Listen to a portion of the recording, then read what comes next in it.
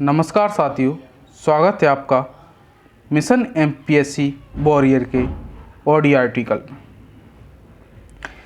वैसे तो मेरा मन नहीं कर रहा है कि आपका स्वागत करूं, खबर ही कुछ ऐसी है, लेकिन इस समय एमपीपीएससी वॉरियर एमपीपीएससी के स्टूडेंट्स की भावनाओं को समझता है और इसलिए आप सभी का सम्मान करता है। आपको बता दें कि आज दिनांक 7 अक्टूबर को हाई कोर्ट में एमपीपीएससी की सुनवाई थी। इसमें 14% या 27% आरक्षण को लेकर पेंच फंसा हुआ है, उसके बारे में सुनवाई थी। लेकिन आज क्या हुआ, आप ये नज़ारा देखिए। सिर्फ खामोशी, उदासीनता, शांति, ऐसा ही कुछ माहौल है। पूरा पतझड़ चल रहा है एमपीपीएससी के स्टूडेंट्स की लाइफ में। ये इसके बारे में ना कोई सोचने वाला है, ना कोई समझने वाला है, कोई भी नहीं है। आपको बता दें, इसकी डेट बढ़ाकर 25 अक्टूबर 2021 को कर दी गई है।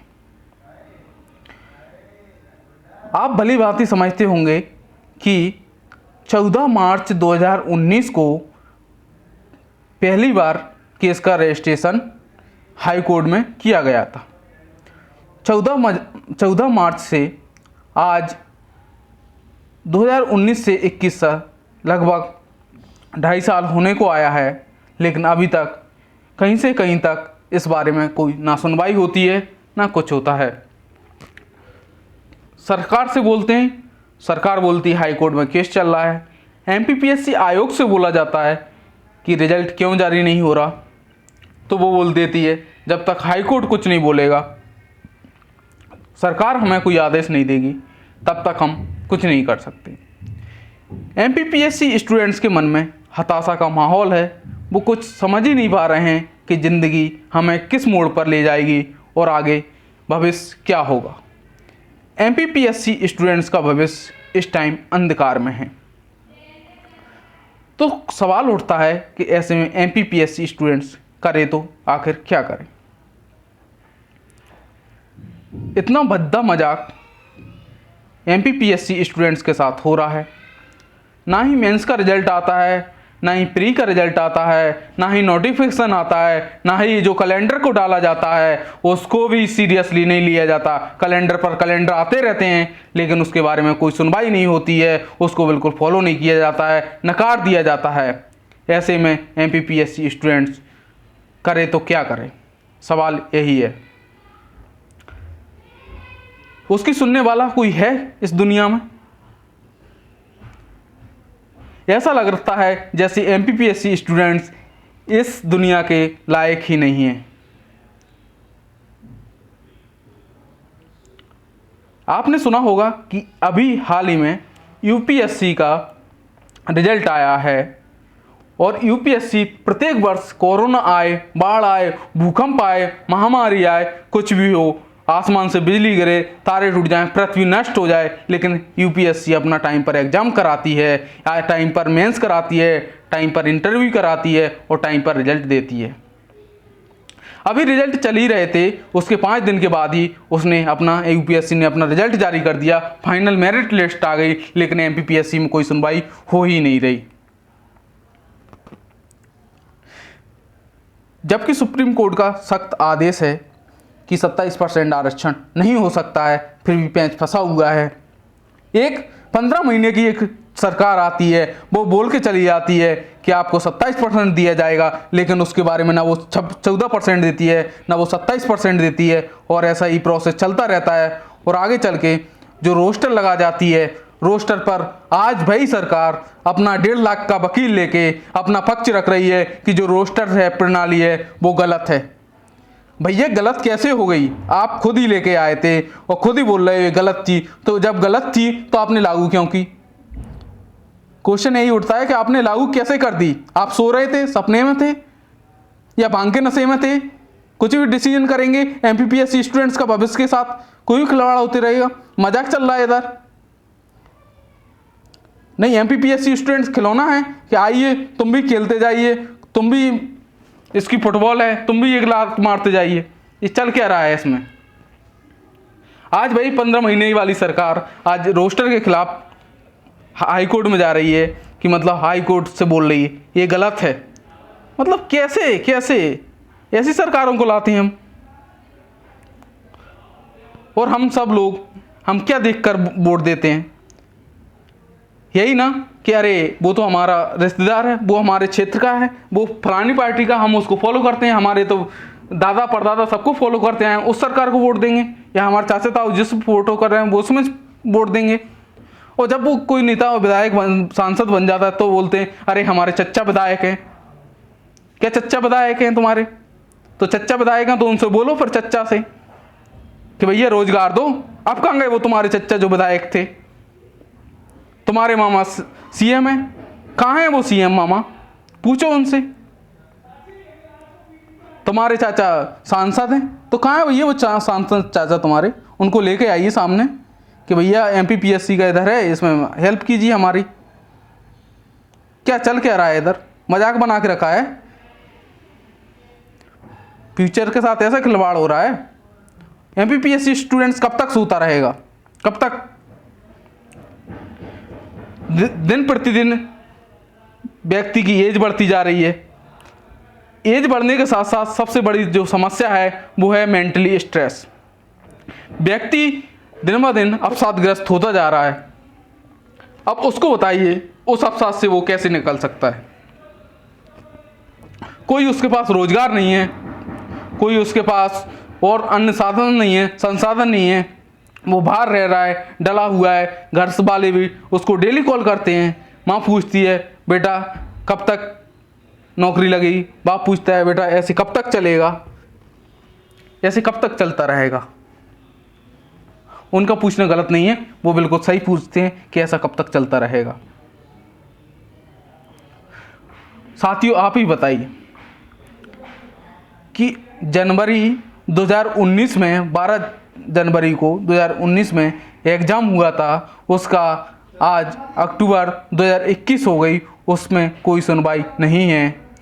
अभी जैसे तैसे मेंस हो गया है, उसके पश्चात भी अभी तक उसकी कोई सुनवाई नहीं है। अभी यही डिसाइड नहीं हुआ है कि रिजल्ट कितने परसेंट उस पर देना है, 14% पर देना है या 27%। साथियों आपसे अनुरोध है कि आप अभी चैनल सब्सक्राइब नहीं किया है तो कर लीजिए। आपको न्यूज प्रतिदिन जैसे ही होगा अपडेट तुरंत मिलती रहेगी, और एक भरोसे के साथ हम आपके साथ हमेशा खड़े रहेंगे। अभी जो मेंस हुआ है उसकी कोई वो नहीं है, चर्चा ही नहीं हो रही कि इसका रिजल्ट कब देंगे। आयोग बोलता है हमारे पास कुछ ऐसा है नहीं, जब तक हाई कोर्ट नहीं बोलेगा हम इसमें कुछ नहीं करेंगे। हाई कोर्ट बोलता है अभी हम सुनवाई करेंगे। वकील बदलते हैं, जज बदलते हैं, लेकिन आखिर कोई डिसीजन नहीं दे पाते हैं। ऐसे कब तक चलता रहेगा? सुनवाई 7 दिन बढ़ा देते हैं और बोल देते हैं ये अंतिम सुनवाई होगी। भैया एक ऐसी अंतिम सुनवाई है जिसमें कोई अंतिम रिजल्ट नहीं पहुंचता है, ऐसी कैसी अंतिम सुनवाई हो रही है? न्यायपालिका स्वतंत्र है, मैं न्यायपालिका का पूरा सम्मान करता हूं, लेकिन सम्मान के साथ साथ हर MPPSC स्टूडेंट सम्मान करता है और उसके साथ में न्याय भी चाहता है। आपने एक कहावत सुनी होगी कि जिसके पास चने हैं उसके पास दांत नहीं है, जिसके पास दांत हैं उसके पास चने नहीं हैं, और जिसके दोनों हैं उसके पास कोई नहीं है। यही न्यायपालिका कर रही है। यही एक टाइम पर न्याय हो जाए वो अच्छी चीज़ रहती है कि जब आपके पास दांत हों तब आपके पास चने हों तो अच्छी बात है, और जब दांत ही नहीं है और चने आ गए तो उस चनों का क्या महत्व रह जाएगा। अब जब एक एज ही निकल जाएगी, उसके पश्चात अगर आपको जॉब मिली गई 40-42 साल की एज में, 40 साल में, तो आप फिर क्या करोगे? क्या रहेगा आपके पास? क्योंकि हर व्यक्ति इतना संघर्ष नहीं झेल पाएगा, अवसादग्रस्त हो जाएगा। आपने हाल ही में देखा होगा कि मेंस के एग्ज़ाम जैसे ही हुआ, प्री का एग्ज़ाम हुआ, जैसे ये गुनाह का लड़का था उसने सुसाइड कर लिया था, एक और कोई लड़का था उसने भी सुसाइड कर लिया था। व्यक्ति इस मेंटल स्ट्रेस को कैसे हैंडल करेगा? अब एमपीपीएससी स्टूडेंट्स के ऊपर दोहरी आपदा आ गई है। एक समय की आपदा है और एक खुद को मानसिक रूप से स्वस्थ रखने की। दोनों में व्यक्ति जकड़ा हुआ है। ऐसा लग रहा है हम वो उस ब्रिटिश काल में रह रहे हैं जहाँ पर अंग्रेज अपनी सत्ता, अपनी गुलामी के तले हमें दबाए हुए हैं। एमपीपीएससी में ज्ञापन दिया जाता है, लेकिन वो बोल देते हैं इस पर बैठक होगी, सुनवाई होगी, उसके पश्चात निर्णय लिया जाएगा। अब एमपीपीएससी आयोग भी कुछ नहीं कर सकता, उसके हाथ भी बंधे हुए हैं, क्योंकि वो कोई डिसीजन नहीं दे सकता। इसके पीछे कारण है क्योंकि ना उसको हाई कोर्ट की तरफ से कुछ दिया जा रहा ठोस तक, ना ही सरकार उस पर कुछ बोलने से ना बोल रही है, ना उसको कोई आदेश दे रही है। और अभी एक्चुअल में क्या है कि आपने सुन ही लिया होगा कि उपचुनाव होने वाले हैं। एक खंडवा की लोकसभा सीट है और 3 विधानसभा सीटें हैं। इलेक्शन होना है 31 अक्टूबर को, रिजल्ट आएगा शायद 3 नवंबर को। तब तक ये प्रोसेस ऐसे ही चलता रहेगा। आप सोच रहे होंगे इसका फाइनल डिसीजन कब आएगा। इसका फाइनल डिसीजन हम जैसे कि पहले ही बता चुके हैं आपको, इस साल आपका कोई एग्ज़ाम नहीं होना है। अगर आपका नवंबर में या अक्टूबर में इसका अगर रिजल्ट आ ही गया, प्री का रिजल्ट आ गया, जो अभी 2020 में प्री हुआ है 25 जुलाई को, तब भी वो मार्च 2022 ही जाएगा। मार्च 2022 से पहले कोई एग्ज़ाम आपका नहीं होगा। अगर मेंस की बात करें तो मेंस का जो रिजल्ट आना है उसकी तो अभी दूर दूर तक कोई संभावना है ही नहीं,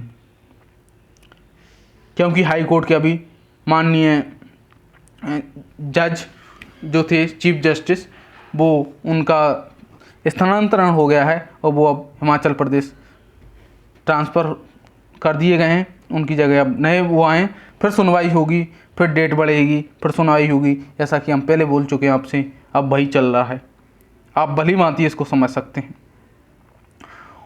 और एक और चीज़ हम आपको बता दें कि जो हमारे सरकार की तरफ से एमपीपीएससी के बारे में सरकार का पक्ष रख रहे थे माननीय पुष्पेंद्र कौरव जी, वो सरकार के अधिवक्ता थे, लेकिन आपने आज खबर सुन ली होगी कि वो अब मध्य प्रदेश हाई कोर्ट के जज नियुक्त कर दिए गए।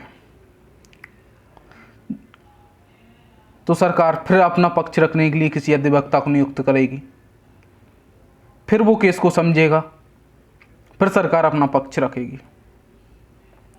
आप समझ सकते हैं कि ऐसे अभी इतना टाइम लगा है, अब कितना टाइम लगेगा। सब्र का बांध धीरे धीरे टूटता जा रहा है, आदमी बिखरता जा रहा है। ऐसा लग रहा है ज़िंदगी एक बारूद का महल है जो कभी भी कहीं भी और कभी बारिश आएगी इसको ज़मीन में मिला देगी। एमपीपीएससी स्टूडेंट्स के पास लगता है सारे रास्ते बंद हो गए। इसलिए हमारा आपसे अनुरोध है कि जितना हो सके, पढ़ाई हो रही है नहीं हो रही उसको आप अभी किनारे रखिए। सबसे पहले आपको मानसिक अवसाद से अपने आप को बचाइए। घूमिए फिरिए, थोड़ा बातें कीजिए दोस्तों के साथ, एमपीपीएससी को छोड़कर अदर बातें कीजिए जिससे आप मेंटली फिट रहें और जब आपको मौका मिले आप अपना बेस्ट दें। ऐसा ना हो कि उससे पहले ही आपका अवसादग्रस्त हो जाएं और आप उसके एग्ज़ाम के टाइम उसमें अच्छा परफॉर्मेंस न दे पाएँ। तो साथियों, आप अपने आप को स्वस्थ रखते हुए आगे निरंतर रूप से बढ़ते रहिए।